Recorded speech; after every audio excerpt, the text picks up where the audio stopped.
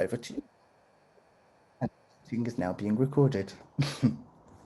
Brilliant. I'm just going to share my screen and share with you some slides that we've got from today. Just as I do that, great. So let's just firstly check. Can you all see that screen to start with? Brilliant. My name's Christine Lee. I'm the General Manager at Entelechy Arts and the producer for Theatre of Wandering, which is a production we're going to tell you about a little bit today. I'm a woman in my 30s, I'm white, I've got quite short brown hair, and I'm going to pass over to David, who I'm presenting with today. Hello, my name's David, and I am one of the co-directors of Theatre of Wandering that you're going to hear a little bit about later on today. I'm a white man in my late 60s, I have very little hair, and I'm wearing a black t-shirt. Great. So yeah, we're going to share today a little bit about some of our experiences of making work with a particular focus on thinking about dementia-friendly audiences and how we interact with people from a variety of backgrounds. I think it's fantastic that you've been exploring lots of different ideas around access through these sessions, but today we're particularly going to think about making work with people who are maybe living with dementia. So we're going to give you a very sort of whistle stop over the next 45 minutes. We'll talk a little bit about Entelechy Arts, who we are, a bit about Theatre of Wandering, which is a production that we're co-producing with Coventry City of Culture, and is being made sort of as we speak, going into rehearsals on Monday, and will be performed in the city in September. We've got a couple of very short sound commissions. Hopefully we've got time to share those with you, and technologies on our side. And then we're going to talk mostly about making art with people who are living with dementia, and then also a few sort of practical thoughts and maybe tips about making spaces and work that is dementia friendly. And before another sort of very short sound commission at the end as well. And then really looking forward to hearing from Lisa, who is working with us on Theatre of Wandering, and maybe sort of continuing the conversation in the Q&A later as well. So if I just kick off with a very whistle-stop tour as to who Entelechy Arts are. So we are, we describe ourselves as a vibrant community of artists and change makers. We're based in southeast London, mostly in Deptford and in Lewisham, but we work sort of nationally, like Coventry, and occasionally internationally. We've got partners from Japan working with us on the Theatre of Wandering project as well. But a lot of what we do is incredibly place-based, very local, often quite hyper-local, working at people's bedsides and in care homes, in community centres, and spaces that don't, sort of aren't always typically labelled art spaces as well. We make performances, but really we just have lots of everyday encounters with people that are about exploring culture and change in our community. We work with people from a whole variety of different backgrounds and all ages, but sort of two of our key programmes work with older adults, which is normally typically people over the age of 65, but often older adults as well. And also another programme that we're not going to talk about today, but it's called Ambient Jam, which works with adults with very with complex disabilities, often sort of profound and multiple learning disabilities as well.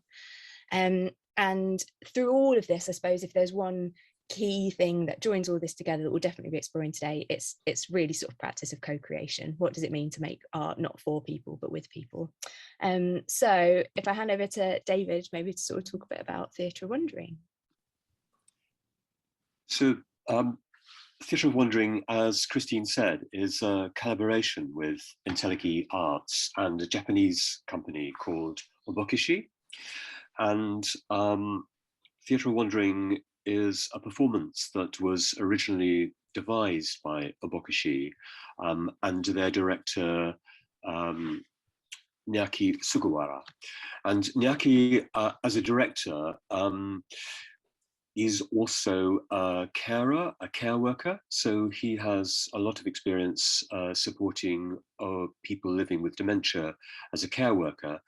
And he was really intrigued by the skills that he was working with in the care sector and the skills that he was using as a theatre director.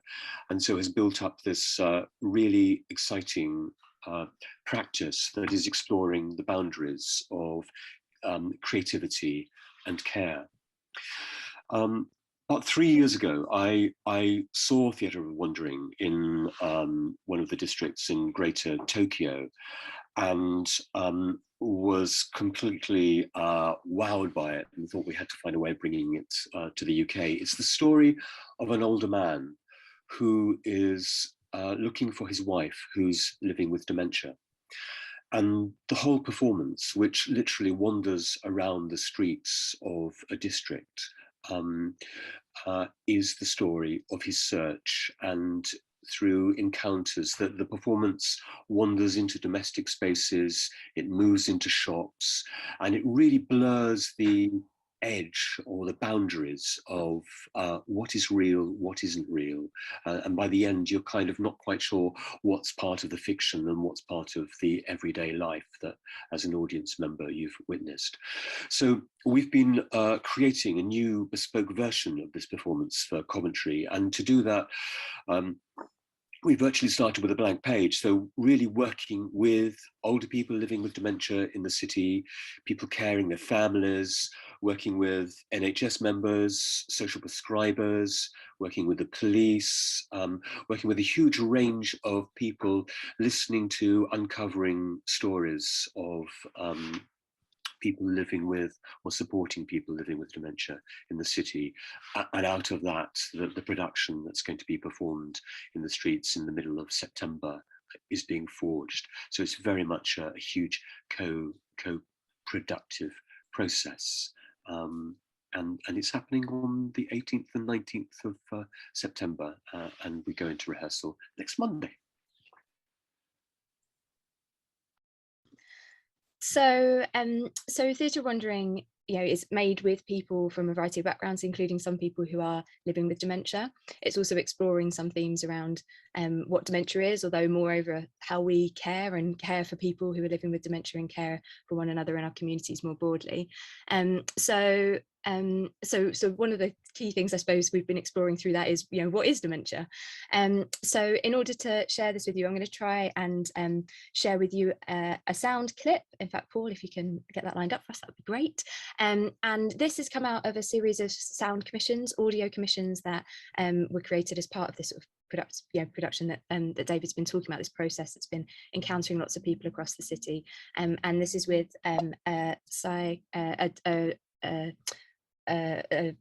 dementia expert called Dr. Ray, and it's featuring some of his words explaining about dementia. So Paul, if you could play that for us.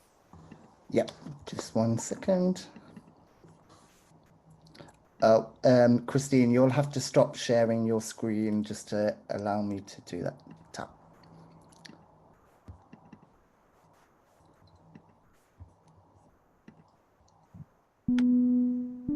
Yeah.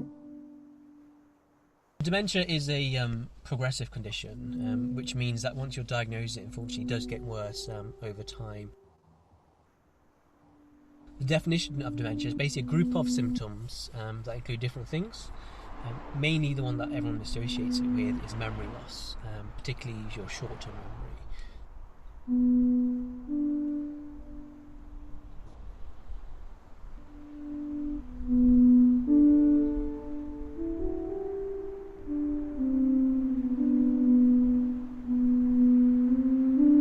First thing is amnesia, that's a memory loss. So you have two types of memory, your short-term and your long-term, and generally in dementia initially your short-term memory is affected, so day-to-day memory. It also affects your thinking, your language, and your problem-solving abilities as well.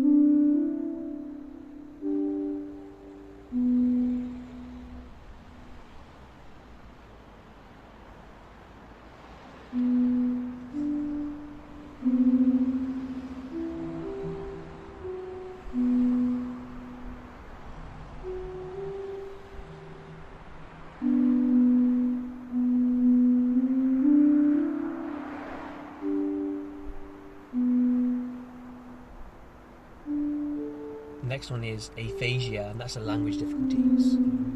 So you get two types of language difficulties. You have receptive and expressive. So receptive language difficulty is your inability, you might find it difficult to understand language as someone talks to you. So someone with dementia might find it difficult to process words and information that they've been given.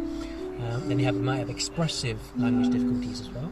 And that's when they find it difficult to express what they're thinking.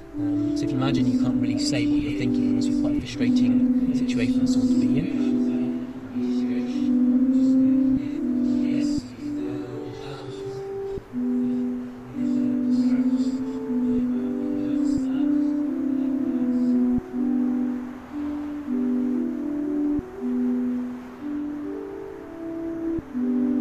Then you have agnosia, which basically is a fancy word for difficulties in recognising things.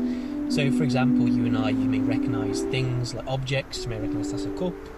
This is a steering wheel. You may recognise people from that you know as well. In patients with dementia, they find it difficult to recognise daily objects after a while. So, they might know this is a cup, for example. They might not recognise what a spoon and fork is, and they might not recognise this is a steering wheel.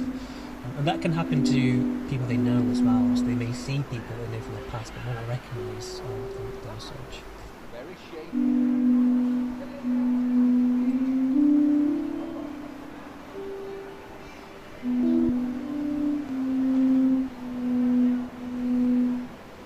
Then you have apraxia. That's a fancy term for motor difficulties. By motor, I mean things with your sort of coordination and sort of movement as well. So progressively, people with dementia may find it difficult to sort of get dressed in the mornings, tie buttons, use cutlery.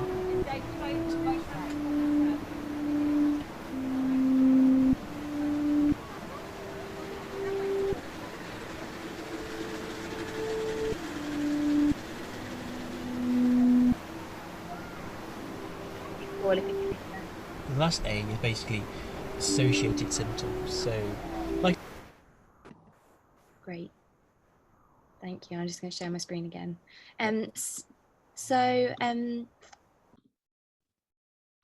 Sorry, Paul. I need you to stop sharing so I can do that.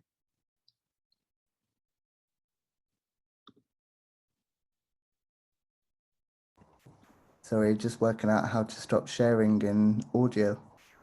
That's all right. So that sound commission was created as part of the sort of development of Theatre of Wandering, and working with. Thank you. Have you got? Can you? I was just stopping sharing via putting video on. Carry on. Sorry. That's all right. Sorry, everyone. So that sound commission was created by Indira Lakshmi, who's been working with us to record experiences and conversations with people, including many people who are living with dementia across the city. And those audio recordings, a couple of them are going to be used in Theatre of Wandering, but all of them, there are 10 tracks that make an album. They're going to be able for people to experience as a walking tour through the city later in September and in October as well. Great. So, David, do you want to chat us through creating art with people living with dementia?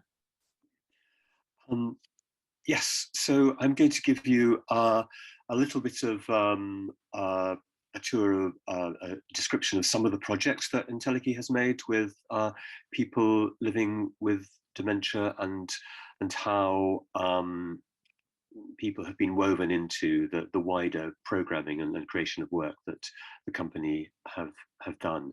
Can we have the next slide, please, Christine? So starting with a list of ingredients, and as we go along, I'll describe some of the work that's featured in some of the photographs that will appear on the slides. So to begin with, this image of two men, one playing a double bass, a younger man, and an older man who is beside him playing a rain stick. And you can just glimpse that they are in a large space, a performance space. It's from a production that Entelechy made a few years ago called A Storm in a Teacup. and it was a version of The Tempest, which was co-produced, co-created by older people, older performers from the city of Londrina in the south of Brazil and southeast London. But I guess the point of this picture is the relationship between these two musicians. The older man who we met in a local care home that artists from Entelechy had built up a long relationship with. The younger man, a musician, a bass player, a jazz musician from a company called the Spits. And we supported the musicians to have a long-term residency in the residential care home, just hanging out with people and gradually building relationships. Building relationships such as the older man was able to take part in this really quite large-scale performance. Can we have the next slide, please? So I think that really, in thinking about the ingredients of involving and supporting people living with dementia to be part of creative programming and co-producing work with artists from the company, I think that's been really key to have time to build relationships with people, to develop trust with people, and to weave individuals into the social fabric of the company. Could we have the next slide, please?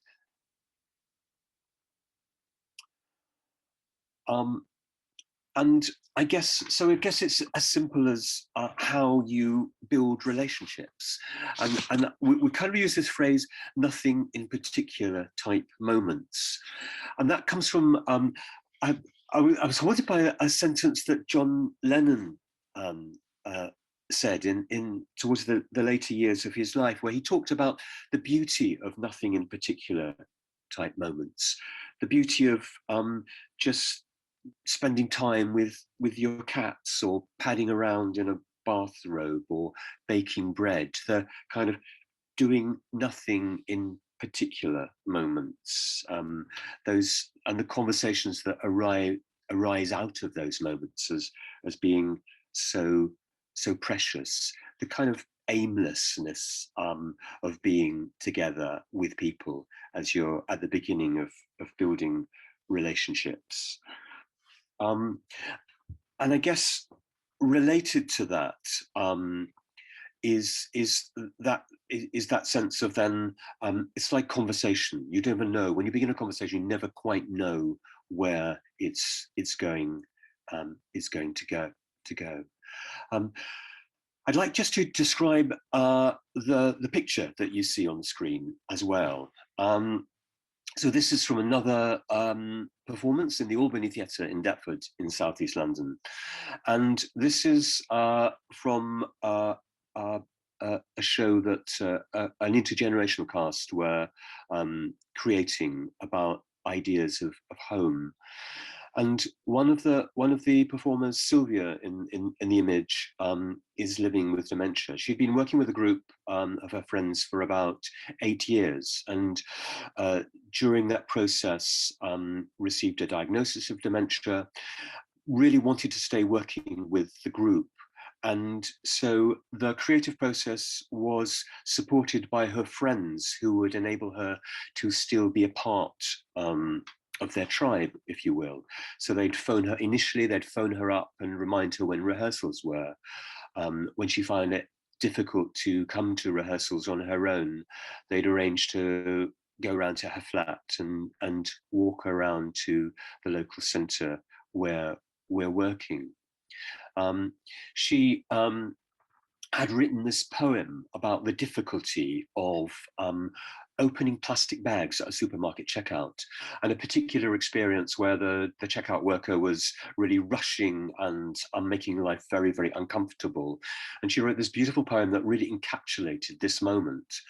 And even though the time that her dementia was progressing, she really wanted to perform this in the performance. And I guess what I want to describe is just the journey of listening to Sylvia, because when we first met her, she was a dancer. She loved being in front of large audiences. But as her relationship with the disease progressed, we weren't really sure whether she'd be comfortable performing with an audience of 180 people in a theatre with lights and all of the energy of the performance. We designed ways of bringing in initially 20 people into a rehearsal. So there were lots of people gazing at what was happening in the rehearsal. And then a moment where in a dress rehearsal, there were 50 people, and listening, being really attentive to how comfortable she was with that. So gradually being very attentive to her journey, and she absolutely relished it.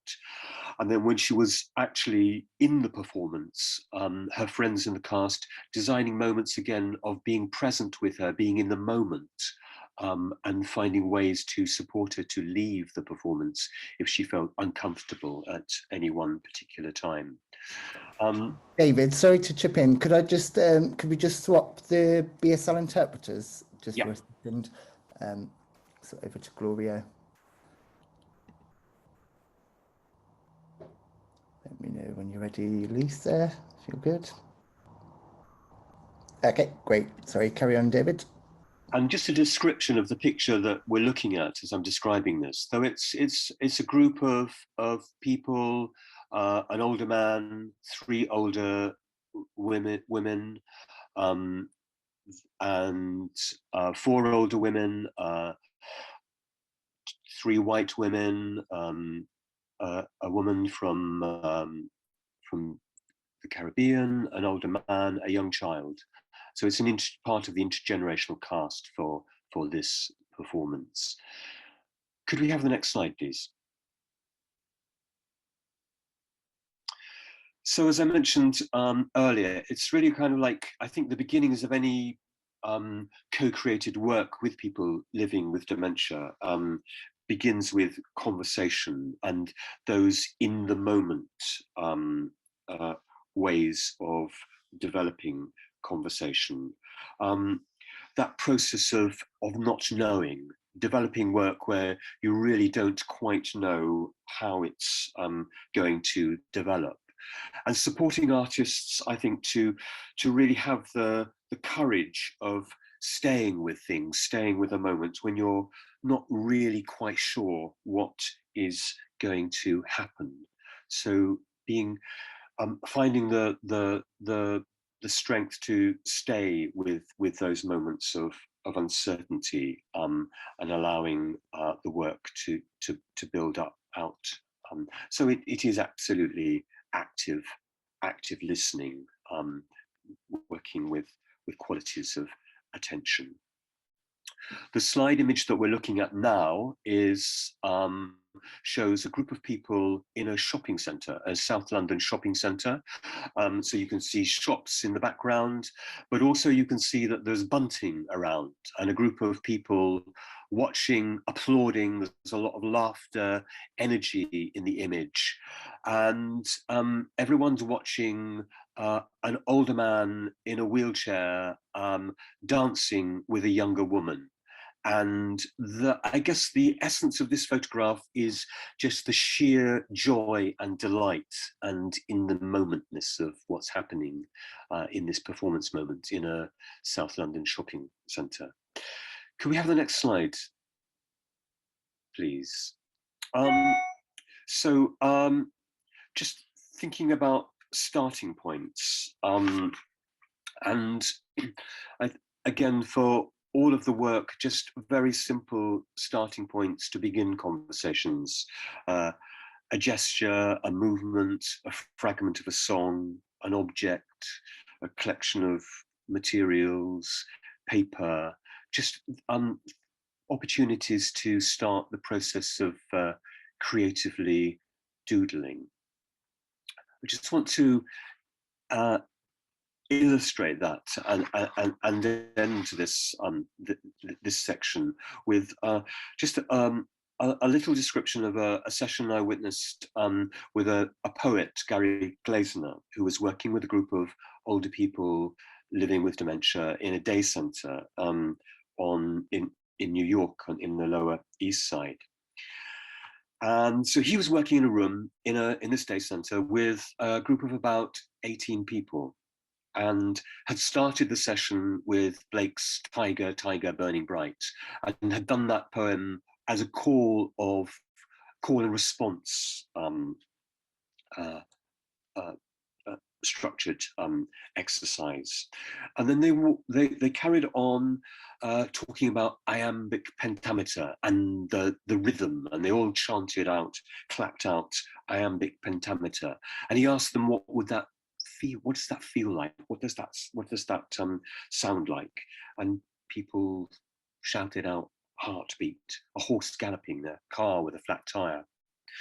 And then, just taking the inspiration from the fact that it was snowing outside, started to create with the group a poem about snow. What would it taste? What would snow taste like? What does it feel like? What would you say to snow? And the group just started shouting out responses. I'd say, come back in summer, shouted one man. There was one particular participant in the room who said very little. In fact, he didn't say anything at all. And as this process was going on, Gary said to him, where are you from? And the man said, Lithuania. And he then started to talk about his own reflections of snow. And then he said to Gary, thank you for listening to me. So at the end of this exercise, then Gary recited or created a poem that he then recited back to the whole of the group with all of these fragments of these New Yorkers' reflections and the humor and energy of their reflections on snow. And there was one line which was the possibility of snow in Lithuania. And Gary was reading out this poem. The man said, excuse me, he interrupted the poem and he said, did you really mean to say Lithuania? And Gary said, yes, it's in the poem. And the man just erupted with this beautiful smile across the whole of his face, that moment of knowing, that recognition and connection with the whole of the group. So that's the end of my reflections on starting points for creating art with people living with dementia. Great.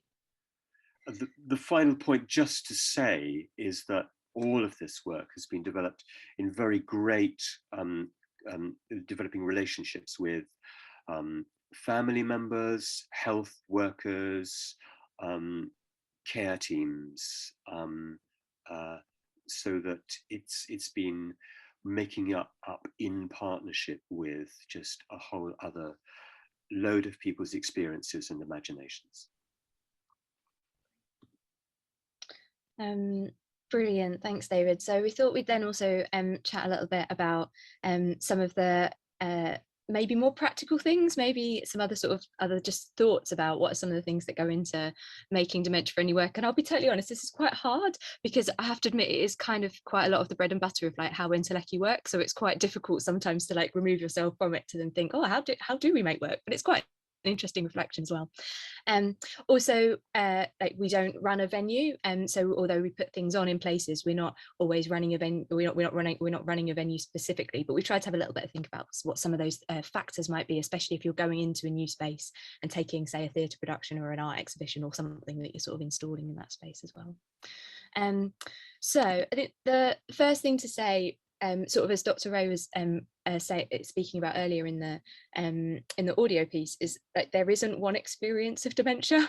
Dementia isn't one thing; it's many diseases. It's sort of the group of diseases that affect the brain in that particular way, and also each body reacts differently to each disease, and also might be at a different point in the stage of the disease's development as well. So somebody who's not yet been diagnosed with dementia, or maybe has only recently been diagnosed, will have a very different experience to somebody who maybe sort of has been living with it for a number of years, and their brain and their body is sort of holding that very differently.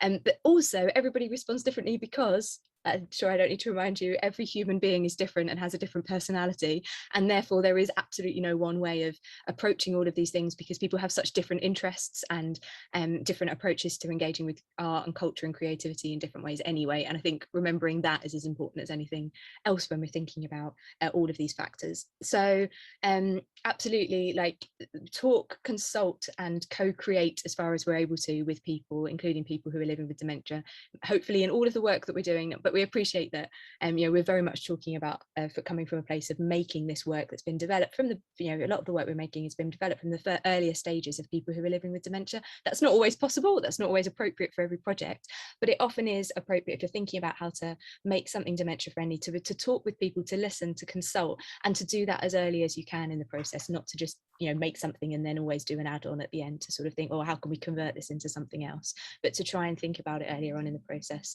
And I know from conversations with Paul about all of the access conversations that have been happening, I know that's sort of really key to like how we think about reaching wider audiences, and audiences of all ages, and from a variety of different backgrounds in lots of different ways. So what isn't this? It's not reminiscence, and I think that's really, there's a lot of dementia friendly work that's in the world that often is about harking back to memory, and often just becomes quite reminiscence based. There's a place for that in the world, absolutely, but I really strongly believe that the culture sector has an awful lot to offer, and therefore what we're talking about here is making something new, creating new experiences, and finding opportunities for people to be part of engaging in something that's different, and maybe something that they haven't experienced before. So although memory is a really important part of this, it's by no means the starting point or the ending point for a lot of what we're talking about. And also, I think one of the things we'll talk about a little bit more over the next couple of slides is about considering the whole experience. So whether we're talking about making a performance or going out to engage in any cultural experience, we're not just, I think it's really important that we don't just think about where the, for example, performance begins and ends, but we're thinking about the whole experience that somebody has from leaving their house to getting back to their house again. How do we make that whole experience more accessible and more engaging, and therefore sort of more appropriate and hopefully more enjoyable as well. Great, so some really practical things about thinking about how we make spaces a bit more dementia friendly, and again, some of this is sort of a bit more performance based, but think about how is it possible for people to be comfortable in every way. How do we make it possible for people to leave, to move around, to make themselves as comfortable as they can be. A lot of this will obviously apply to a lot of relaxed performances, so it's not just as necessarily appealing to ticking a dementia friendly box, but I think actually helps a lot more people to engage and feel at home in the spaces that we're making. Some of this is about thinking about the configuration of space, so that people can move around. If they need to leave at any point, they're able to do that, and to be able to re-enter at any point as well. Thinking about lighting, making sure that house lights are probably at 15 or 20% the whole time, so that's making that easier for people to do that. But then also thinking a little bit about not adding to a disorientating experience. Quite a lot of what we do is about creating other worlds and taking people into other spaces. But sometimes for some people who are living with dementia, actually, to suddenly feel very to suddenly be plunged into a blackout, or to suddenly have very loud noises or lots of flashing experiences, or something that's embracing special effects, can be quite disorientating. So think about how all of that, is there anything there that actually needs to be reviewed, needs to be measured? It not necessarily taken away completely, but just sort of toned down a little bit to make it feel less of a sudden change.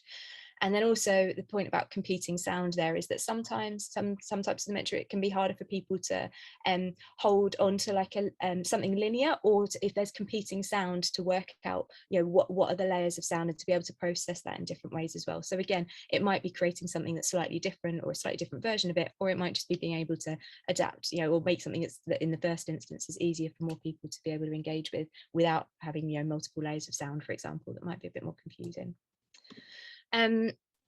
Again, depending upon what you know, what your relationship with the spaces that we're working in are, I think it's really important to think about venues and spaces that we're welcoming people into. So how can our welcome be friendly? How can we think about clear and quite straightforward routes around the spaces that we're using?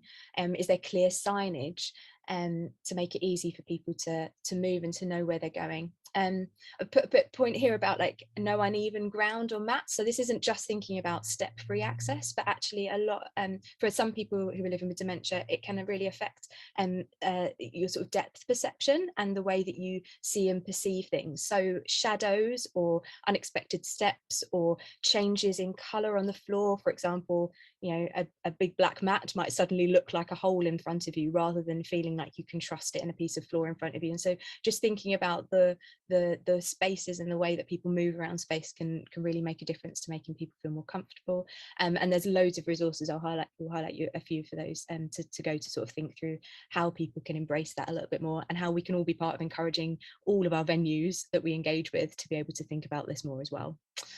And then transport, parking and access. The sound, if we've got time for the sound piece in a minute, you'll hear about some, you know, the difference it makes to people to be able to be picked up at their door, and to be able to know that they feel comfortable when they're traveling around the city as well, to be able to have the right kind of support for people to be able to get around. We're not always able to provide door-to-door service. I'm not expecting everybody to go around and to, you know, become cab drivers as part of whatever we're creating, but actually really thinking about what is required, and not just like, you know, naming where there's a nearby bus stop, but actually what are some of the factors that people might need to think about, and obstacles they might need to overcome in order to engage or to, you know, to arrive at whatever we're creating as well. And you know, with that, toilets and other facilities being a really sort of key part of that too. Timings, have you thought about how long something is, not just intervals, but yeah, again, you know, making sure that it's sort of appropriate, probably not too long, but moreover than that, I'd say time of the day, not too early, not too late. For a lot of people that we're especially a lot of the older audiences that we're working with, some of those things become really key. If you're not sure what the answers are, then again, that comes back to this question of talking, listening and consulting with our audiences as well.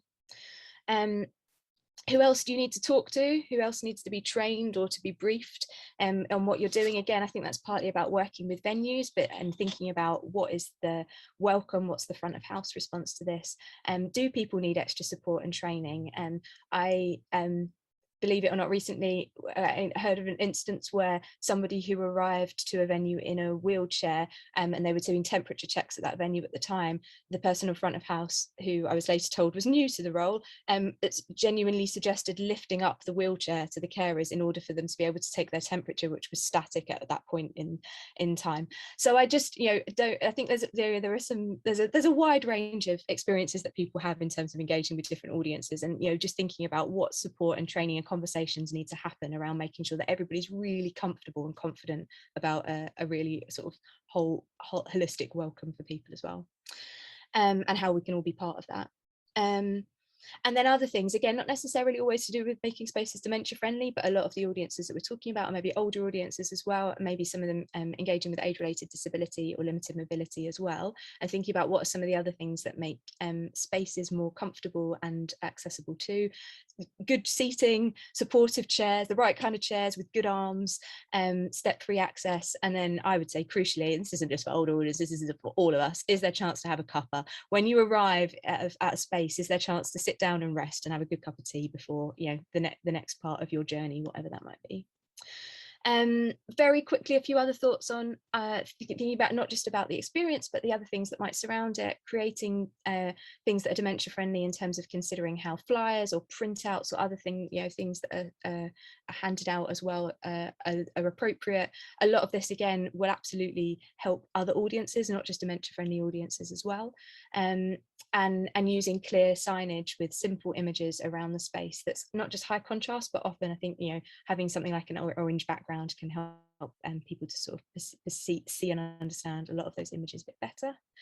And then finally, just thinking about, and this is harking back a lot to what David was talking about in terms of like the way that we try to make a lot of our experiences. It's like, what else can we add? What else can be extended? So thinking about, and I think this does apply if somebody's bringing a production into a theatre, what else can you do in addition? Introducing meet and greets, using music maybe more, which, you know, we haven't really gone into loads, but it's such an incredible tool for people who are living with dementia, and making something more of a sensory experience, so it's not just about telling a story, but, you know, it's engaging all of our senses more as well. Back to a cup of tea, and then a question that I know David has sort of kept helping us remember through this production, making the process to making theatre wandering, is like what makes a good day out, and again thinking about that quite holistically, not just about the performance but the experience from, you know, from everybody from the point they leave their house to they get back home again as well. So we've got some resources that I think Paul and Lisa are going to pop in the chat or send around afterwards as well. I just sort of, if, you know, people are interested in finding out more about dementia, then I'd recommend doing like the Dementia Friends training through the Alzheimer's Society. It's just an hour, and yeah, really helpful for sort of getting a better understanding of what dementia is. And then heaps of resources are available for making performance, art forms, venues more dementia friendly as well. So yeah, really recommend having a look through some of those as well. And so I think we're coming up to time, so we wanted to give Lisa a chance, but I just sort of wanted to say, like, in summary, I think a lot of what we're talking about is being clear but not patronizing, like, you know, the trusting and involving the life experience of everybody who you know, well, of everybody, and yeah, that being the bedrock of the co-creative practices that David was talking about.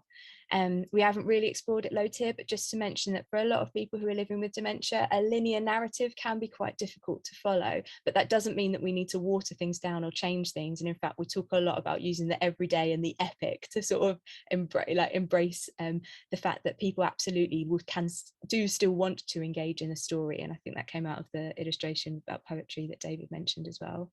And yeah, consult and listen, but better yet, co-create with audiences, with people of all ages, including people who live with dementia, as part of what we're making.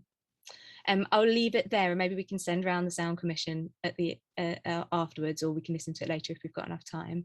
And as I mentioned, all of those sound commissions are going to be available for people to experience as a walking tour through the city, or online as well, and feature the experiences and voices of people in Coventry who are living with dementia, and their experiences of growing up in the city. Okay. Great, thanks so much. And maybe what we'll do is during the coffee break, we could have it running, and then whilst we're making our tea and doing our stuff, we can listen to it then. But thanks so much for that, Christine, and thanks. I stupidly made the mistake of trying to copy and paste the email in, but it didn't have you've hyperlinked on the thing, so it just sent the text. So I'm just getting the links for you now, and I'll put them in the chat. But thanks for all those resources. I looked through them; they're all really, really great. There's a few more that I'll put in just a second. And thanks for all that practical, hands-on knowledge. Would it be able to also send through that PowerPoint, because we can attach that then to the YouTube video? We'll put a link to that in some way, and then you can access those as well. But for now, over to Lisa. Over to you. Thanks, Paul. Bear with me. I'm just going to swap some pins around on screen quickly as well. And how are you doing, Gloria? Yeah, could we swap over now? Yeah, seems like a good time. Okay.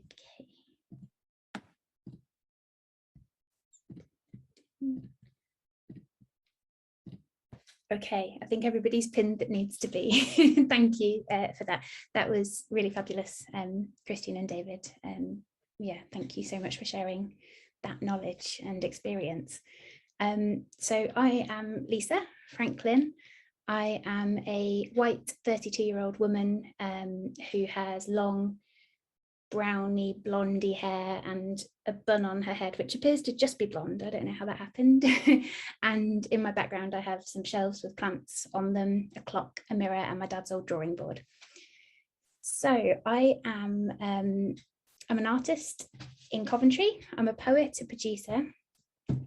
I have a practice that tends to explore the natural world, the language of growing, connection, and I love to explore the everyday ordinary. I work with Theatre Absolute, and as part of that, I help run the Shopfront Theatre in Coventry, which is a theatre in an old fish and chip shop. Alongside a wonderful lady called Kim, I co-lead or co-facilitate the sessions at the Belgrade Theatre for over 55s, and we call them our elders group. And as Christine mentioned, I'm also currently working with Entelechy on the Theatre of Wandering, which has felt like such a privilege to be making this work in Coventry. So very exciting. So why am I here today? Well, I would like to start by telling you a little something about my dad. So my dad is a dad, obviously. My dad's also a grandfather. He's a son, a brother, an uncle, and a husband. My dad is an artist. He's a painter. He's also a retired architect, a gardener. It's near impossible to get him out of the garden, and he grows lots of vegetables. He's an explorer. He's a theatre goer. He sings in various choirs, and he volunteers with the Hull City of Culture team. My family are up in Hull, so we've got to see the City of Culture in both places. My dad also lives with dementia. Why am I telling you this? What's the point in me telling you this? Well, because I'm hoping that I've made the point and that I've demonstrated alongside Christine and David that dementia is not it. There is so much more to life than dementia. And that people living with dementia are people first, humans like you or me. And that dementia is just one part of who they are alongside all these other beautiful things that they do.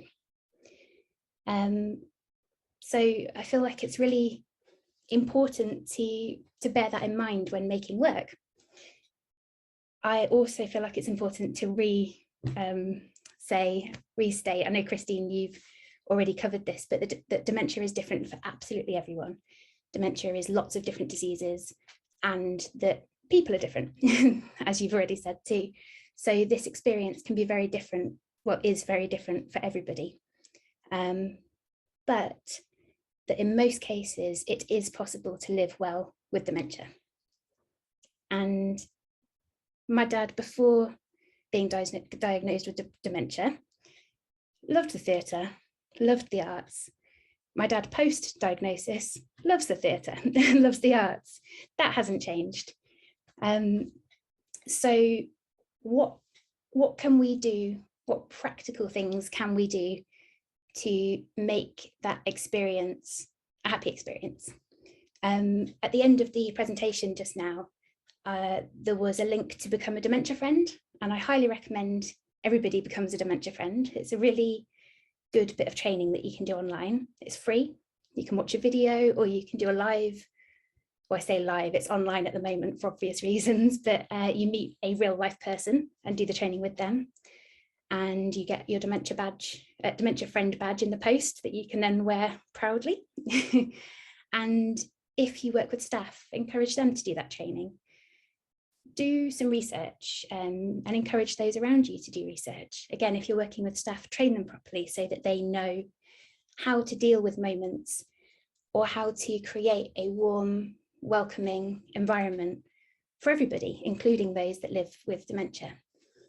There's been quite a lot of crossovers during this run of sessions that we've been doing. And I can see that in the chat earlier, people commented on that actually a lot of these changes that we can make are really positive changes for a lot of people. And that's a really good reason to be making these changes. Why wouldn't you want a good experience for as many people as possible? So in particular, one that came to mind was relaxed performances that we did, I think it was last week. And I am a big advocate of making all performances relaxed performances. I've just seen that Derek has put in the chat that he loves the idea of all performances being relaxed. And if people want to, they can sign up to an uptight performance, which I just love, because why shouldn't performances be relaxed? Just because something's always been one way doesn't mean it shouldn't change. We've learned that plenty over the years, haven't we? Things can change and for the better. So another really sort of practical thing, just talk to people with dementia. If you're making work with people who are living with dementia, talk to them, ask them what's the best thing. So if you're unsure about something, how would you feel about this? What do you think would be a good thing? Do you think this would work for you? If not, what would? Consult, and make decisions with people, not for them. I think that's really important when co-creating, but also when designing spaces that are welcoming and that are safe for people living with dementia. My dad, I spoke to David recently about this. My dad, he was born in 1939, which made him a teenager living in the 50s, and did a lot of his growing up in the 60s and 70s. I could tell you a lot about those eras since talking to my dad recently. My dad, plus dementia, has become quite the storyteller, and I'm learning so much about 50s through 70s and beyond. And part of that is because we've stepped into his world a lot. And I think it's important to be aware that there will be, well, potentially, depending on who the person is, but lots of memories shared. Give time to that, step into that world, but also live in the moment now with that person as much as you possibly can. So giving time, I think, is another really important point. Just approach everybody and those living with dementia with patience, with respect, with dignity, and with empathy where appropriate, but without patronizing. I think everybody should lead with kindness anyway, regardless, but in this case, it feels particularly important. Through personal experience and also through other people that I've worked with, if you're going to a space or a performance or some kind of artistic experience and have a bad interaction, that can really affect confidence and make it harder to then attend again. Which I think is why it's so important to have any staff that you're working with trained properly in how to deal with moments that might arise. Christine and David have shared some really fabulous links with loads of good information. So yeah, do get your head stuck into that. And there's also all sorts of things you can listen to that I'll try and dig out and send over to Paul as well, so that when you're making a cup of tea, you can have that in the background and be learning as you hydrate. I also wanted to make a point about language. So it's really important, I think, to be aware of the language that you use around this. And again, that I think relates to a lot of the different sessions we've done throughout this series of access training. But around language, try not to use negative language. So wherever possible, be using positive language. And one thing that I know a lot of people that I've worked with, and I've also read around as well, is that people don't often want to hear dementia sufferer. That's not something that that is positive.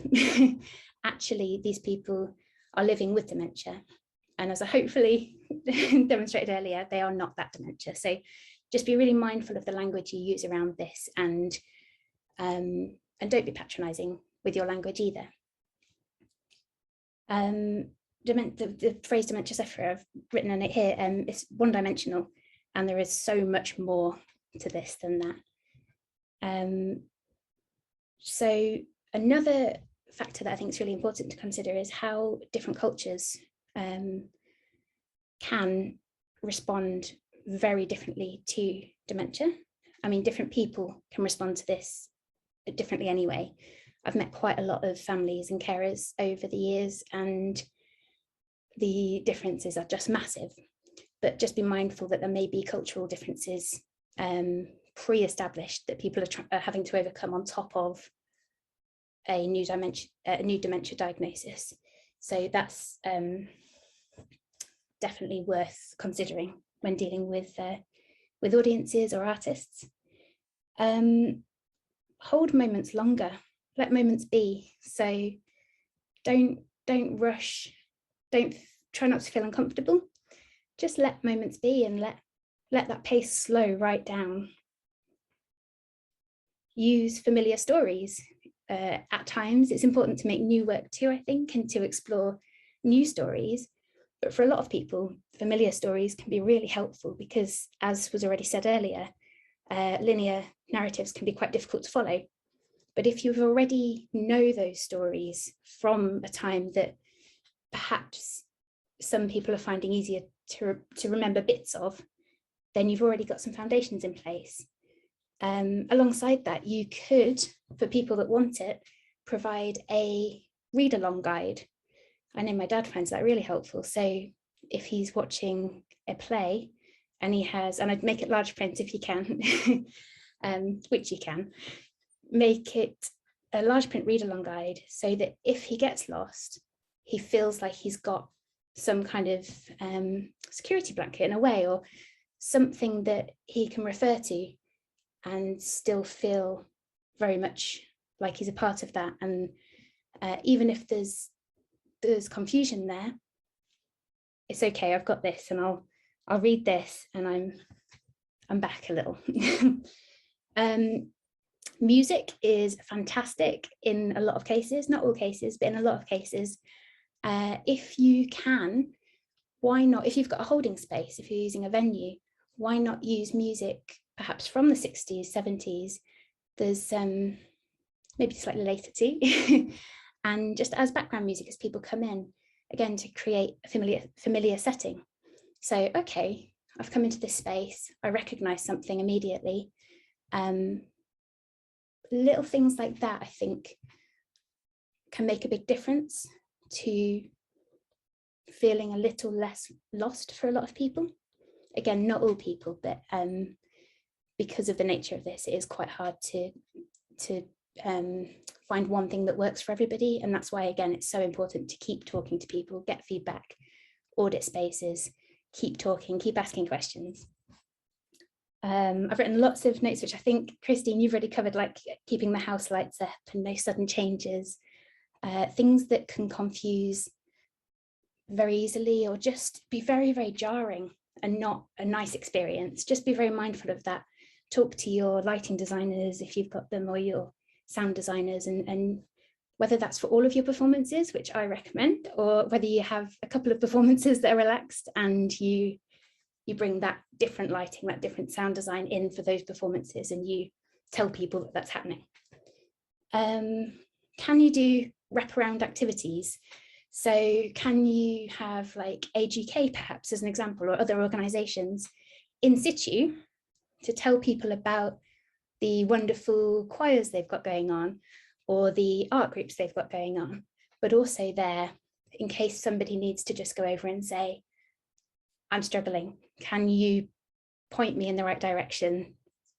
And they're there in place to be able to do that, but it's not uncomfortable for anybody because you could be approaching to ask them anything. It's not like, oh, look, they're going to talk to Age UK, there must be something wrong with them. Toilets are a big deal anyway. Can you provide seats that are close to toilets? Can you make sure you've got enough toilets for the people that are there needing them? And can you, if you're in a venue, or if you're working with a venue, can you ask them to provide a space for adult changing that's clean, that's safe, that's not going to break if somebody sits on it? Or can you ask them to have a little basket with some of the things you might need in an emergency for somebody that you may be at the theatre with, or yourself if you're somebody living with dementia?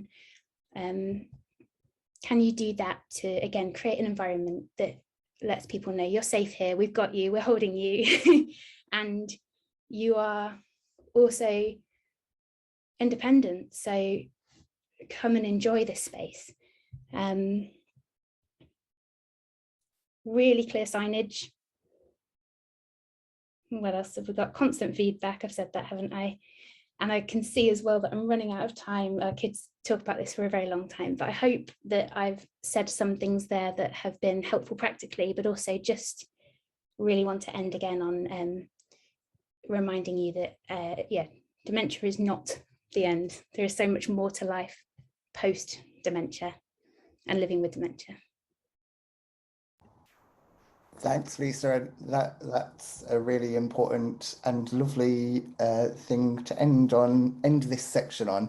And I think a lot of the other points that you've got to cover, I'm sure, will come up in the Q&A just after the break. So we're going to go to a break now. It'll just be a quick 5-minute break where you can fill up your coffee cups.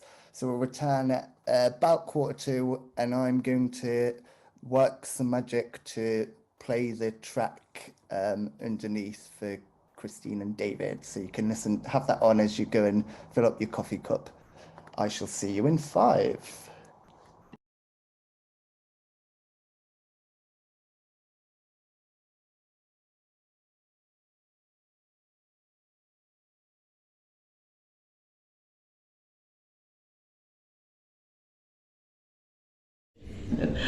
Yeah, for me, I didn't think very much about dementia or Alzheimer's or anything for a long time, really. And then it just creeps up on you. You know, I remember, I sort of know that there have been times when, even like now, you know, I just can't get the words out properly. And it's funny, really, in a way, because people outside or even friends, I don't think they realise, don't think they notice straight away.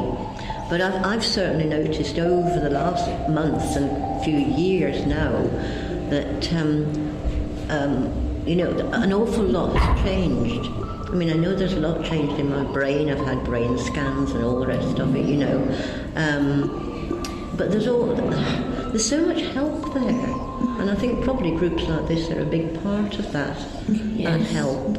Because anything I've had to do with dementia, etc., I've found the people to be very, inclusive. It doesn't matter who you are, you know, whether you're clever or not clever or whatever it is. You're just made to feel that you're part of the group. That's how I feel.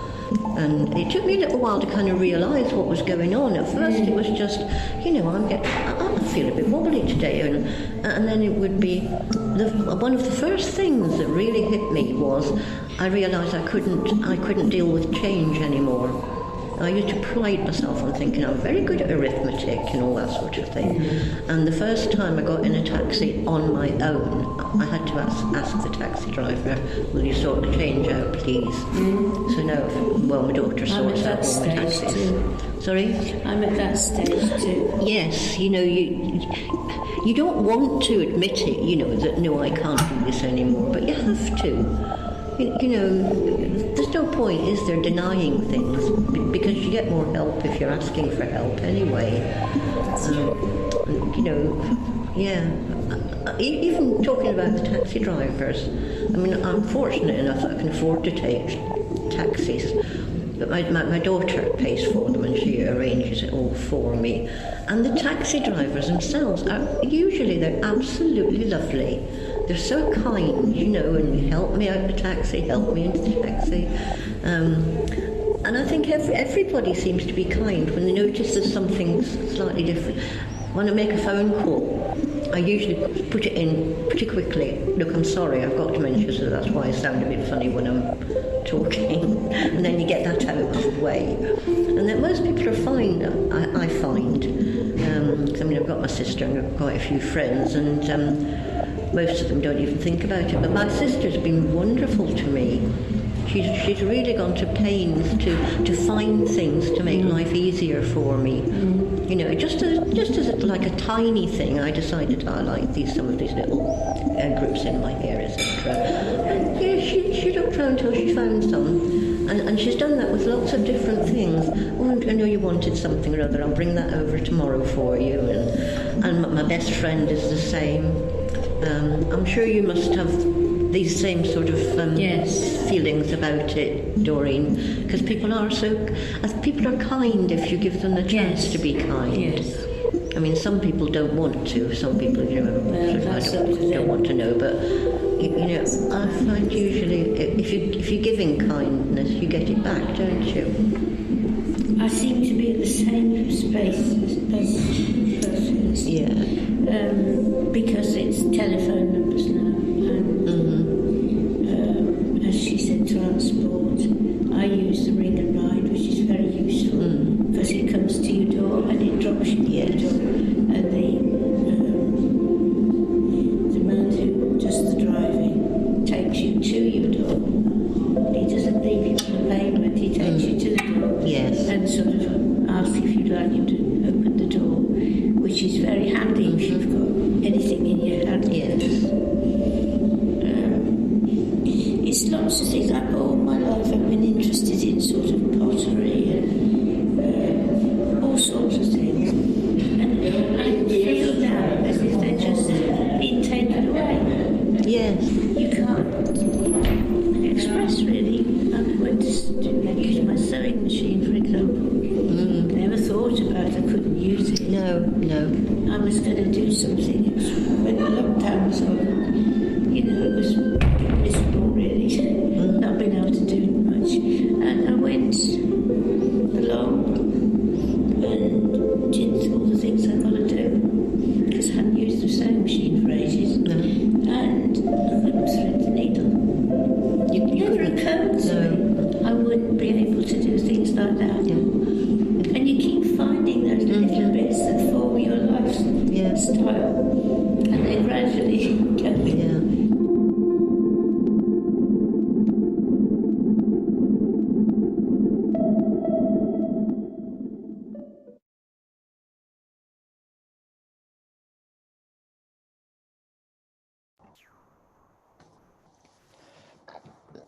Have to say I'm glad that I managed to stop it before Spice Girls came on or something afterwards. I was very conscious at the end that iTunes could send it on to an embarrassing track, so I managed to stop it in time.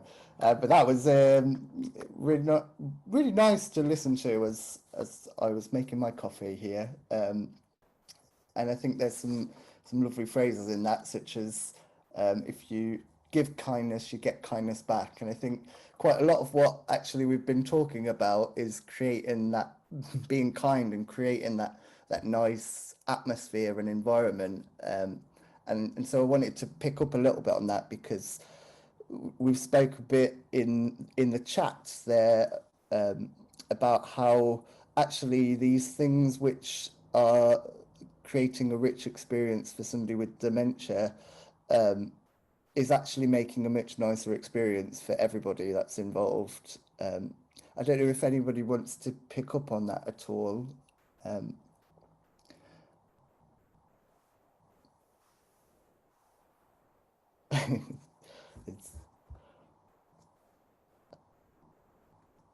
I guess maybe it's worth talking about what we briefly spoke about a little bit in our chat last week, Christine and David, about how access runs across all of like our access requirements that we've been looking at. There's the problems that you're solving with making a rich experience for somebody living with dementia often solves problems for other disabilities, deaf, autism. Yeah, I think part of that is just all so much of, I guess, what we end up thinking about is when you make something particular, it often makes it better for everybody as well, doesn't it? Like, rather than it's this constant process that we go through. It's like, rather than trying to generically make something very generic, when you make it with and for a particular individual, you end up, I don't know, the stories end up richer, the processes end up more interesting, and actually, as you're saying, like, so much of what we're talking about for making something dementia friendly actually applies to so many things that relate to relaxed performances, or making just an experience that is more engaging and enjoyable for lots of people in lots of settings as well.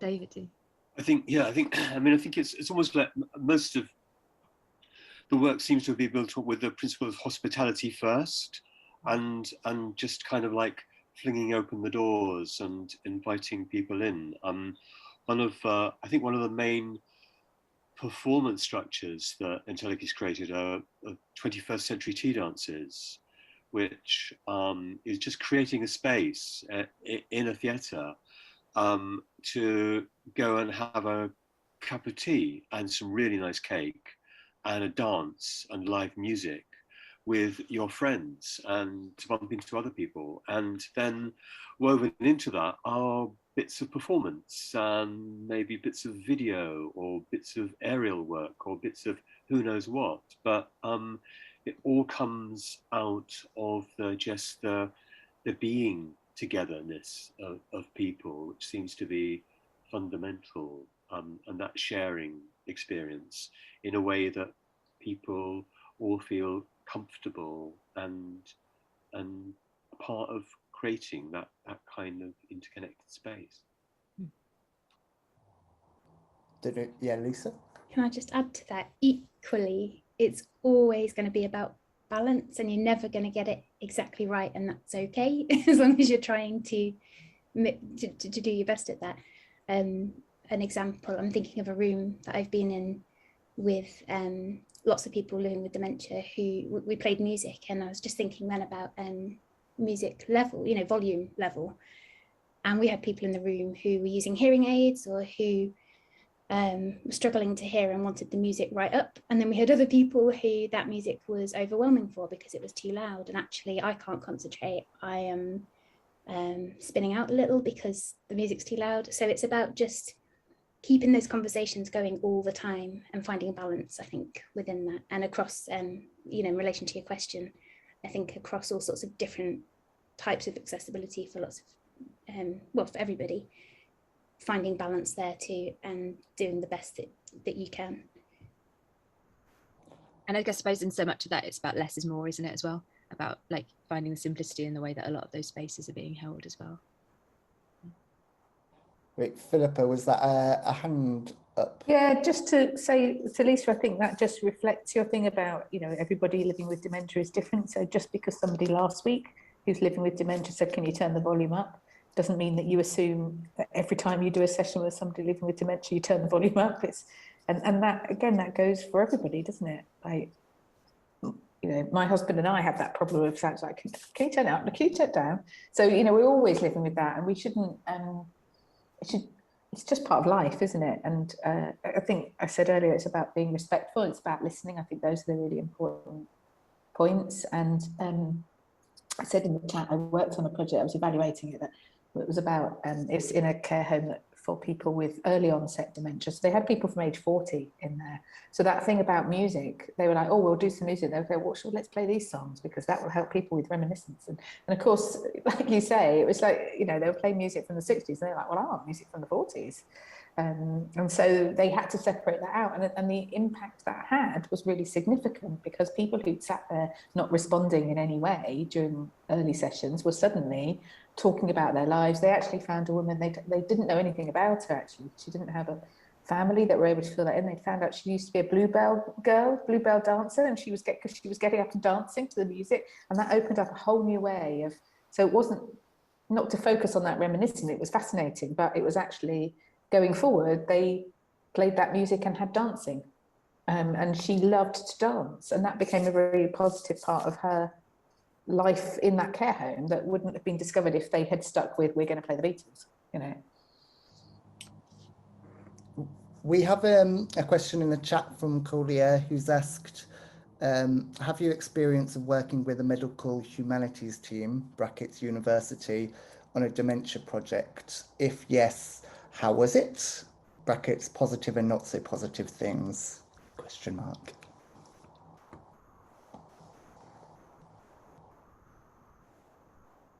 No, I don't think, of all of the different bits of academic research, I don't think I've done anything related to dementia. Have you, David?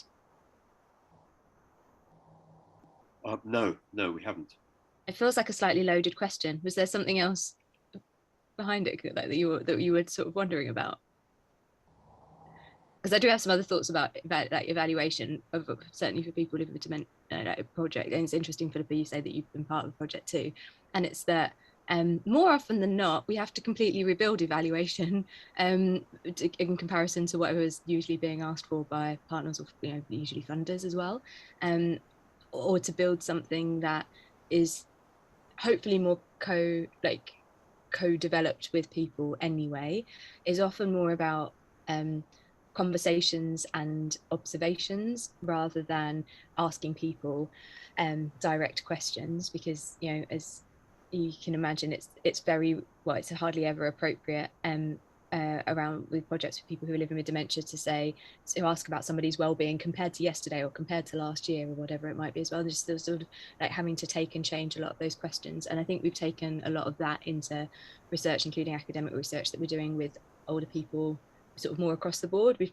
taken a lot of that philosophy into the way that we're building other bits of research. So a project that we are doing with Entelechy at the moment is with our Meet Me programme, which is with older adults, some of whom happen to be living with dementia, and we are doing quite a sort of in-depth piece of academic research in partnership with Queen Mary at the moment, and we've taken a lot of those sorts of approaches into how we build some of those questions, and that is that piece of research, because it's sort of got quite an academic rigor to it. It is through conversations and interviews, whereas a lot of the more creative evaluation that we do, I think, is more about is finding other more creative co-produced ways of evaluating and having conversations about sort of research as well.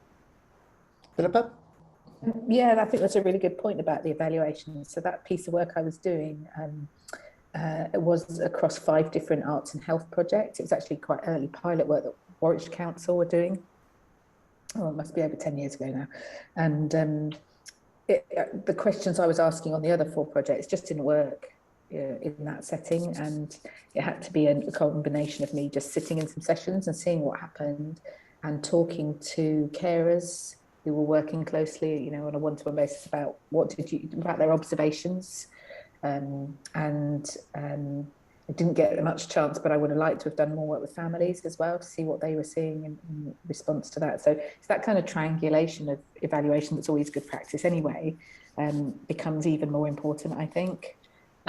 But you have to collect that. It's not like you can ask the same questions to those 3. You've got to take it in different ways.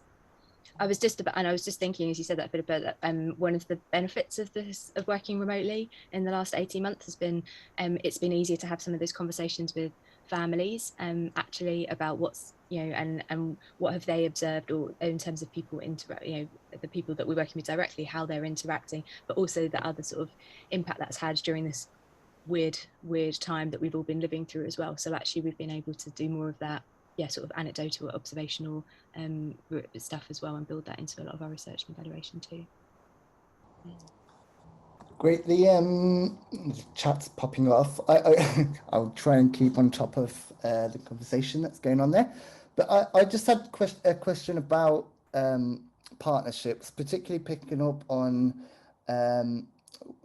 the first project you were talking about, David. You went through quite an extensive list of different people you were working. It was Theatre of Wondering, different people you were working with, and I tried to note them down and got 3 of the list, so it failed miserably. But you mentioned people like NHS staff, social prescribers, police, which I thought was an interesting one.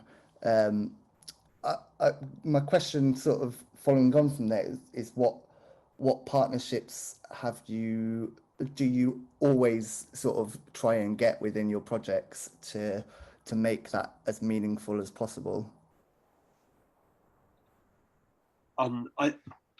Yes, I mean, I think partnership is probably key to everything that we do, and it's I think it's got 2 things. I mean, one, I think in the very early, Christine mentioned one of the programs that Entelechy run called Meet Me.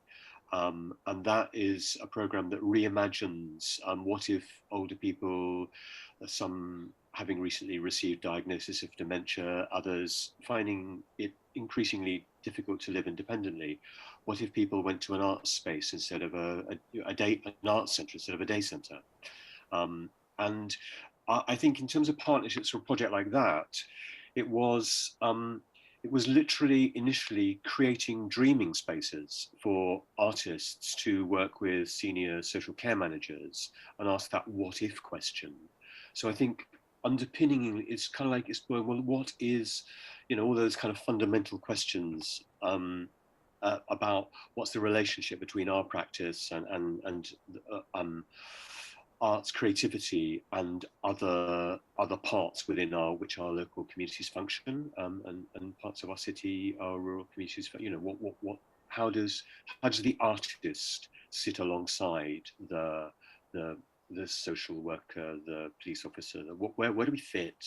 And sometimes we're a part of, and sometimes we're apart from. And there's that exciting tension, I guess, that's essential in all of that work there. But I guess, but the point, I guess, of this is that it's always been valuable to have buy-in from as near to the top as possible, so that and that certainly makes it easier. So I think the fact that we've at Entelechy had directors of social care being really passionate advocates of the work has really transformed the practice, so that then at times, if there are things to do with access, or I noticed a question about vulnerability in the chat, then being able to have a number of conversations with occupational therapy teams or physiotherapy teams or dementia support teams, really, and sharing that learning has been invaluable.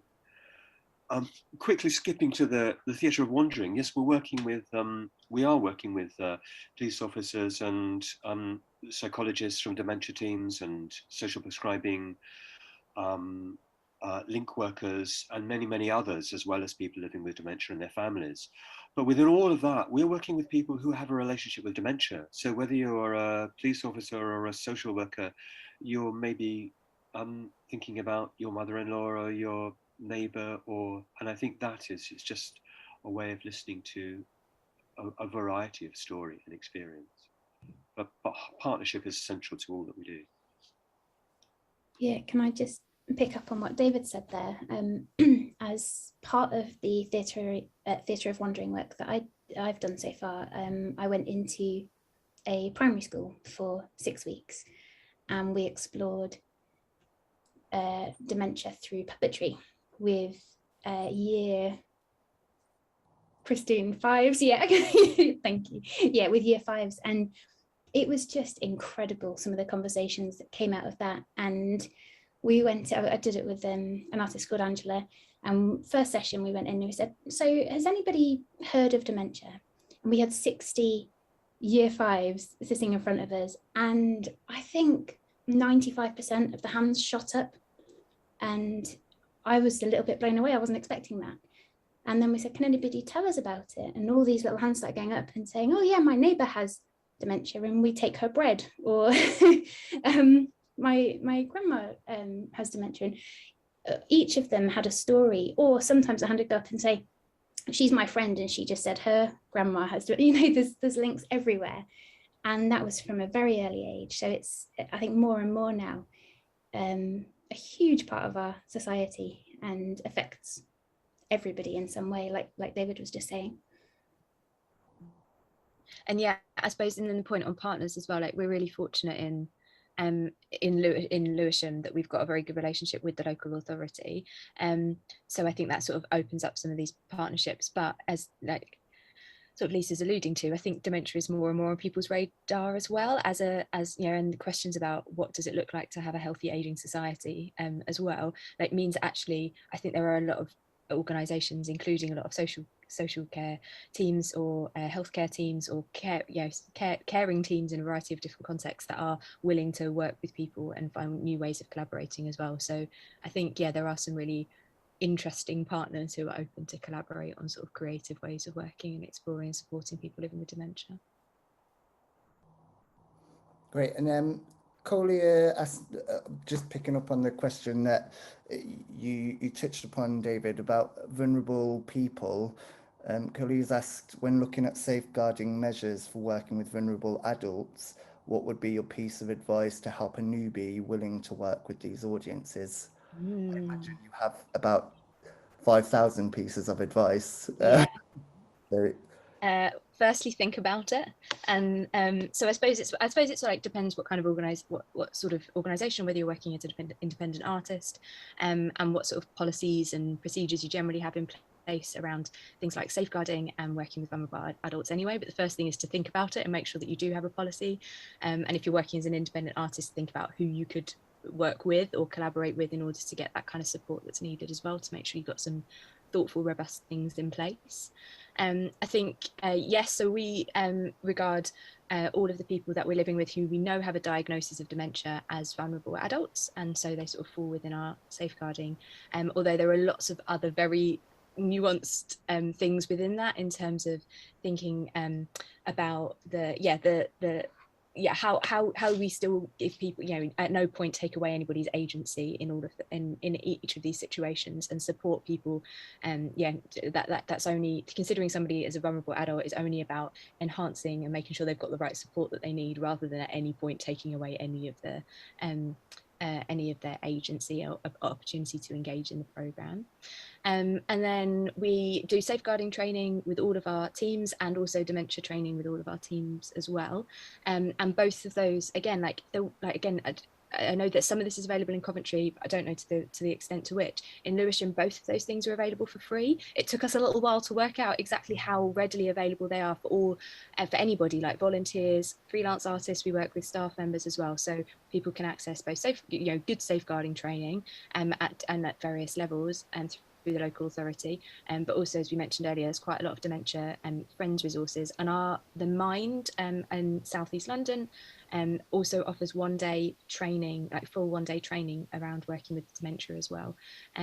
So yeah, there are quite a lot of organisations, including outside of society, Mind, who offer quite a lot of training around specifically thinking about supporting vulnerable adults and working with people living with dementia. That's all hugely useful stuff and things to be aware of. Thank you very much. Dion, I don't know if do you want to ask your question? I can read it out on your behalf if you would prefer, but before we do that, would we just be able to switch over interpreters? Sorry, no problem. Yeah, great. Yeah, Dion, I don't know if you wanted to ask your question. I'm trying to find it. I'm just scrolling through. Oh yeah, I'll just read it too then. So regarding getting comfortable and moving around that was mentioned, people living with dementia can wander off, as we know, and get lost, as we know.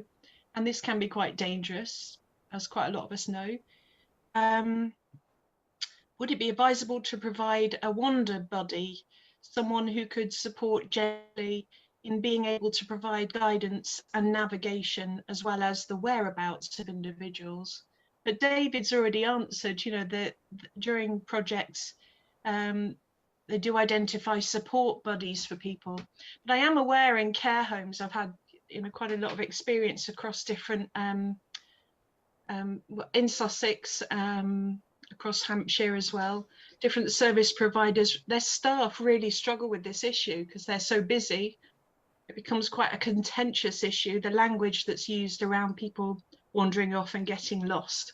And I think that's where there then becomes an element of the individual being patronised, institutionalised and made into a child who has to be on a short rein.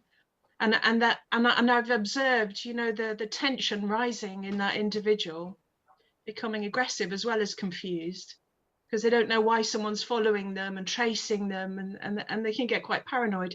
So there's a lot of training required for a buddy like that, a lot, I would say. And I guess just to follow on from, because yes, I did see that David had answered that yes, they do, but I guess I'd be keen to work out how that works and what that buddy does, how you direct people towards those buddies. That would all be hugely useful, I think, if you wouldn't mind. I suppose, for instance, if going back to the creative Meet Me program that we run,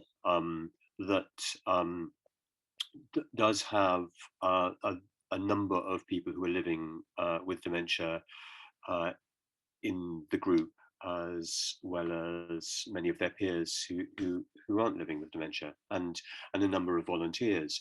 And there, I guess one of the things is really being very aware about the capacity of the programme to support needs of different people. So making sure that there's not a kind of overcommitment, if you will, that it's realistic and achievable about how many people can be supported into the wider group.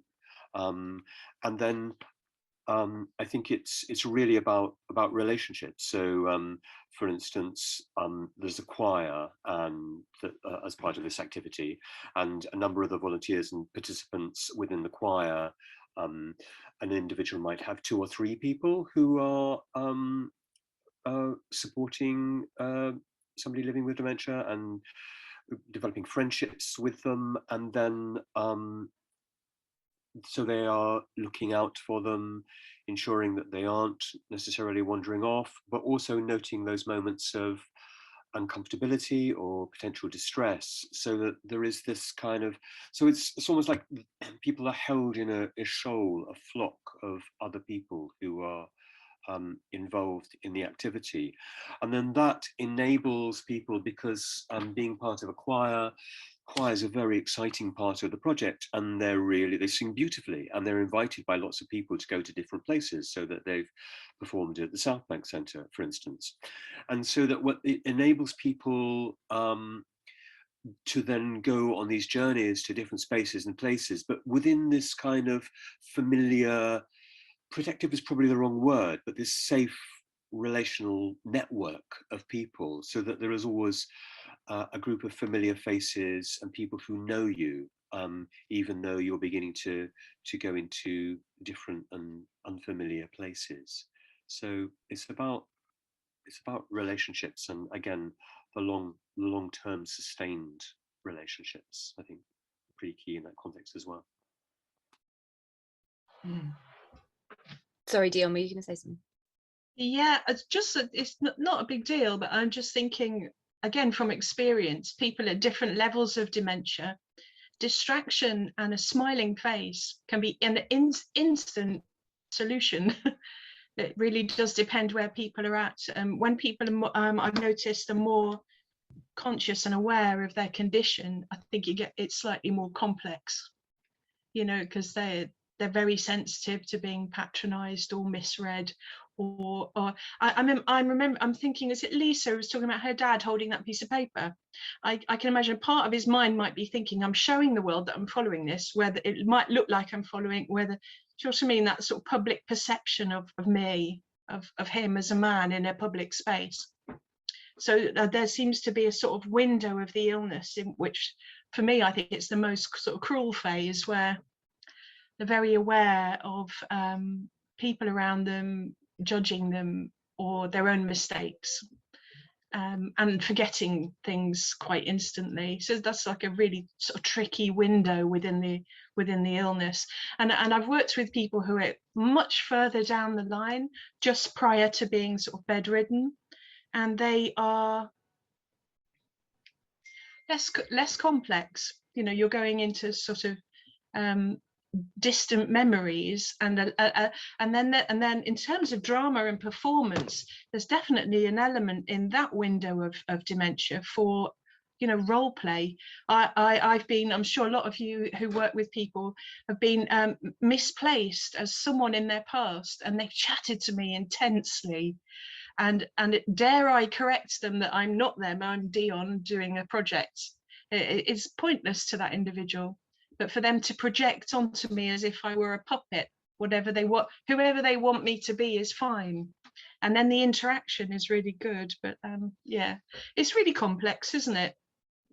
It is. And even as you're saying there, I'm thinking about like 3 or 4 very different projects that Entelechy run, and in different ways, in different contexts with different people as well. So sort of where you're landing there, like one of the projects that we do in care homes, which for obvious reasons hasn't taken place in this way over the last 18 months, is all about it's actually sort of quite based on the body of work that's with people with, like, inspired by the body of work that's with people who have profound disabilities as well, and that's much more around like improvising music and movement with people at, often at their bedside, living in a care home as well. I think you're right, it's just finding different responses, different creative responses that meet people in, in whatever situation they are in and in the reality that they're inhabiting as well. David, I wonder in a minute maybe if it's worth you mentioning about some of the ways that people living with dementia are part of the Theatre of Wandering project as well. But I just wanted to go back to the I'd say something else on the point about your point about like buddies and supporting people, because I think it's probably very different based on whether you're looking at like an ongoing program, like the Meet Me project that David mentioned, where we're sort of meeting people at least once a week and in touch with them over the phone, like regularly, and have those ongoing relationships. That's obviously very different to if you're inviting people into a space for a one-off performance or something that's a bit more ad hoc as well. And so I was going to make a couple of reflections on like the performance thing, where I think there are some things that we probably can do to think about, or to ask the question, like what might people need in this situation? And so offering things like free carers tickets and providing information that can help people to know what they're coming into, and to work out if actually bringing a family member or somebody else to come along support them might be able to provide a little bit of stability or help, might be quite sort of helpful as part of that. We talked a lot about training already, but thinking about, as you say, those options of people like who maybe need or want to move around the space, and as you were saying, might need a bit of anchoring at some point as well, or a bit of guidance, making sure that we've thought about front of house experience and training people well as part of that too. And then this crosses over, I think, for both things, is we do a lot with volunteers, and I think that came up quite a bit in what David was talking about, like the support, the buddies that people have are a lot of them for us are volunteers, who many of whom have built relationships with people over time. And one of the things that comes up as the point with language that Lisa mentioned earlier is increasingly we're not really talking about participants across our programs. We just talk about people and members of our communities, and some of those people might be older people or people living with dementia or people who have a disability. And some of those participants might be there as a volunteer or as a student in training. Some of them, might be another family member or somebody else who happens to be another local citizen that's part of that too. But I think what a lot of that does as well is dilute the risk of people being patronised, because actually if you have a buddy that's just somebody who's a volunteer who sat alongside somebody who happens to be living with dementia and they're engaging in the same activity together, then there's a mutual support and exchange that happens as part of that, which just completely changes the dynamic of what we're talking about otherwise. So everybody gets something out of it and learns something from it, and there's a much more sort of creative exchange that happens as part of that too. As well, but that definitely I think comes with a bit of extra support and training for volunteers. And one of the other bits of training we've not talked about is about boundaries training that we often do with quite a lot of our team as well, and to just have space outside of the normal sessions to be able to explore maybe some of the more challenging questions that come up around this too.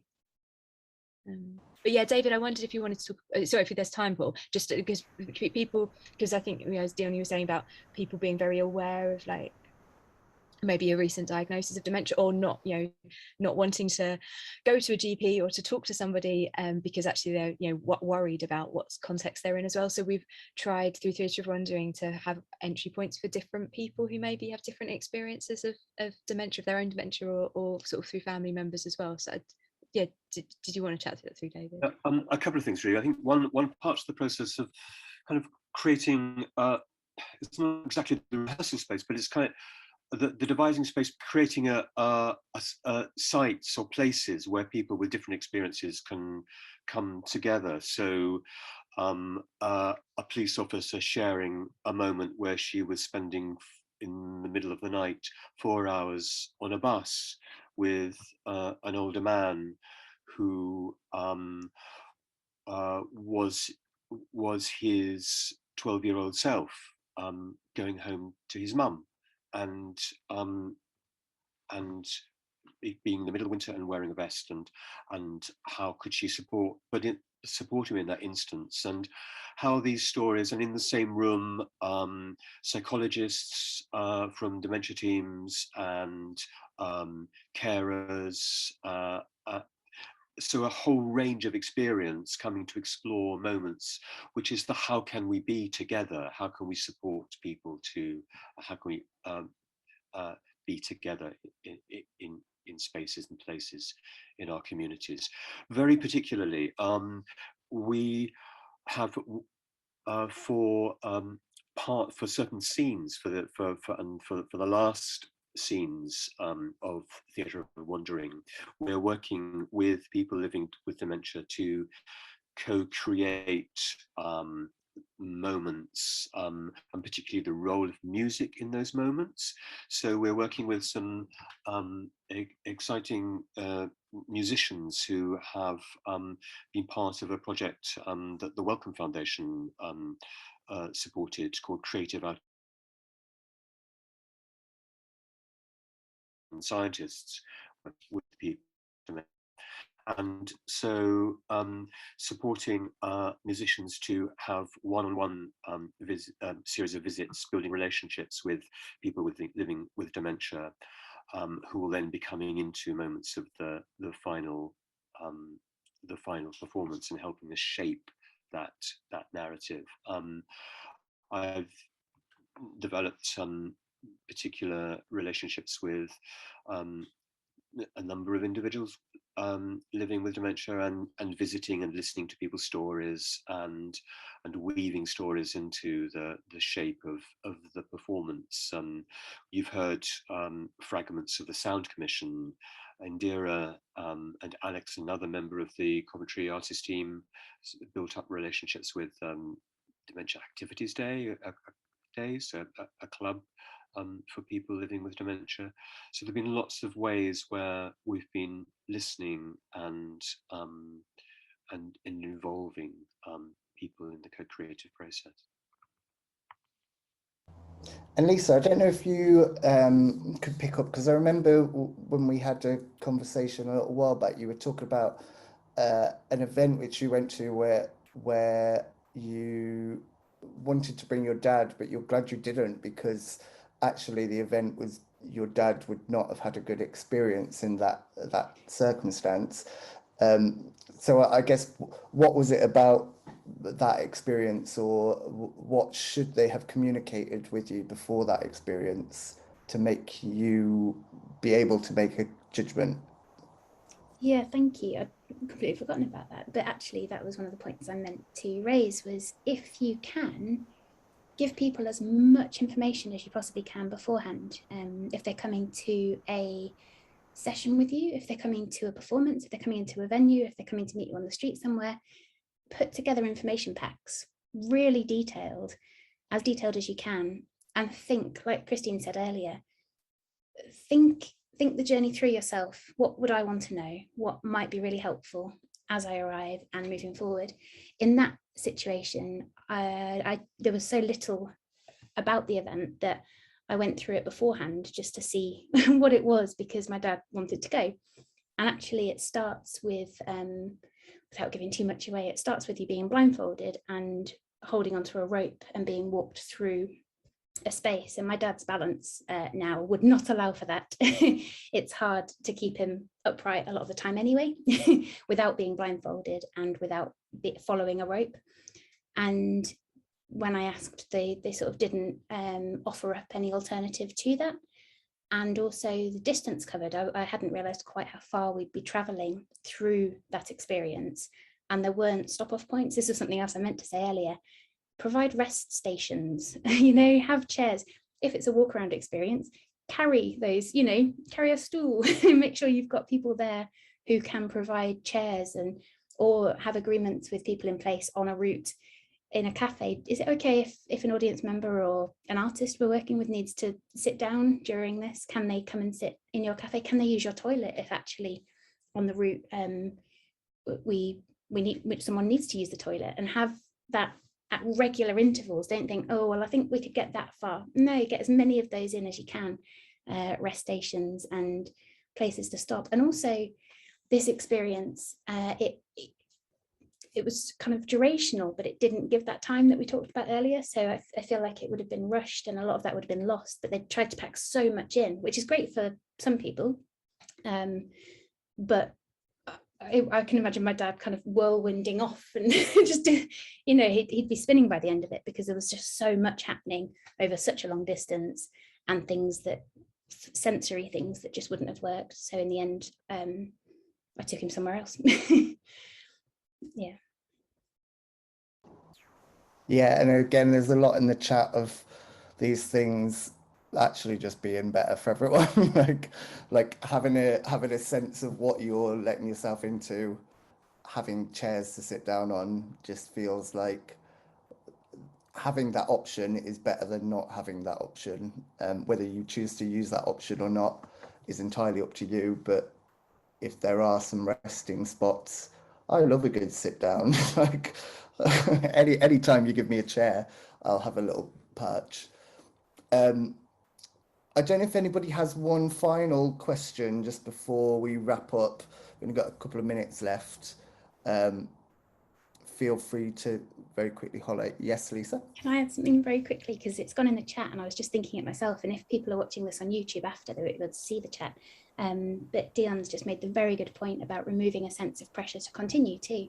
And as you were saying then, I love a good sit down. I was imagining myself and my dad sitting down during a performance, having a cup of tea and not carrying on, because actually that's what we want in that moment. And to normalize that too, to make that completely okay. Or to, and potentially to have procedures in place that if that does happen, how do we get them back safely if we need to from that point? If they've kind of dropped off on the route, do we need to do that? Or, you know, is at that point it's established that that's the end of their experience, and they are, you know, an independent human and they can safely get themselves to where they need to, but to that's not to make that not an issue. Fab. I think sadly we're going to have to sort of wrap up now as we are coming to the end of our slot. But to say a really huge thank you to Christine, David and Lisa, round of applause, for everything you've brought to this and the very practical points we can take forward and consider in our practice. I know I didn't have much awareness of dementia requirements before this, and I feel a lot more equipped to meaningfully do that. So thank you very much for that. Christine and David, tell us when Theatre of Wondering, remind us when Theatre of Wondering is and how we get tickets for that. If you insist. Theatre of Wondering, so just so you know, rehearsals start on Monday, so David and I are looking forward to spending even more time in Coventry over the coming weeks, so you might see us wandering around, literally. And the performances are the 18th and 19th of September in the city centre, 2 performances on each of those days, so tickets via the Coventry 2021 website. There will also be a live stream available, so keep an eye out for that. The details for that aren't up yet, but we'll be putting them out soon. So I guess you could follow Entelechy Arts if you really wanted to, and we'll be putting information out that way about that too, and also how people can engage with the self-led walking audio tour that we talked about earlier as well. So yeah, lots coming up, but yeah, easiest way is sort of to keep an eye out and probably follow us on social. Fab. Yeah, and Lisa's just wonderfully dropped the link into the chat, and I will make sure that is also on the video. There'll be loads of links on the video, so if you are watching this on YouTube, do have a little look below, because I will have put all of the links that we've shared through this talk, as well as linked tickets in case you do want to purchase a ticket. But Philippa has a little hand. Is that a hand? Yes, I was just going to say, you're coming to Coventry and there's a whole load of us that are here, and maybe we could go for a drink sometime, because in that respect, the idea of being friendly and welcoming, and you know, we can show you some stuff in Coventry, and so yes, get in touch through Lisa, can let us know, and you know, that might just be a nice friendly thing to do. That sounds wonderful. Thank you. Yeah, we feel I know we've just feeling so incredibly well hosted already by the city. So yeah, it's been brilliant just to connect with people. Thank you. That'd be great. I like a session that ends with planning a drink out together. That feels like a lovely way to end. And also just in that to say a huge thank you to Erin and Gloria, who were also welcome for a drink in Coventry. This is their last session with us, but they have been with us on a number of sessions before, and they've been wonderful throughout. So thank you very much to Auroria, as I have called them, hashtag Auroria. So thank you very much to them. And thank you to everyone who attended.